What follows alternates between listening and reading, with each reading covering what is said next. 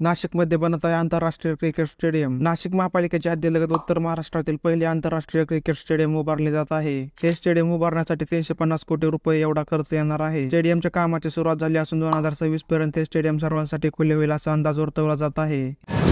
या क्रिकेट स्टेडियमचे काम 3 टप्प्यांमध्ये करण्यात येणार असून पहिल्या टप्प्यामध्ये नाशिक महापालिकेने 30 कोटीच्या खर्चाला मान्यता दिली आहे। या मान्यतेप्रमाणे स्टेडियमचे नकाशे तयार केले आहेत। स्टेडियमचे काम चांगल्या दर्जाचे होण्यासाठी आर्किटेक्चरने लंडनच्या लॉर्ड्स स्टेडियमसह अनेक स्टेडियमची पाहणी केली आहे। माती व दगड असले सर्व परीक्षण करून स्टेडियमच्या कामाला सुरुवात करण्यात आलेली आहे। स्टेडियमच्या कामासाठी 250 तज्ञांची टीम काम करत आहे। हे स्टेडियम एकूण 35 एकरमध्ये असणार आहे। यासाठी अंदाजे 350 कोटी एवढा खर्च येणार आहे। या स्टेडियमची प्रेक्षक क्षमता 25,000 इतकी असणार आहे। हे स्टेडियम ओझर विमानतळापासून 25 किलोमीटर असणार आहे तर रेल्वे स्टेशन पासून 19 किलोमीटर असणार आहे।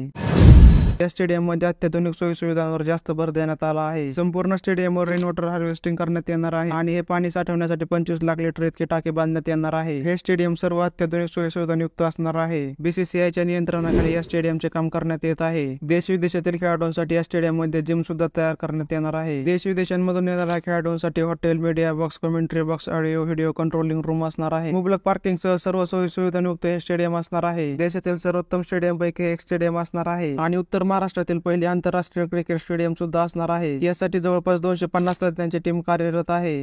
सबस्क्राइब करा असे व्हिडिओ पाहण्यासाठी।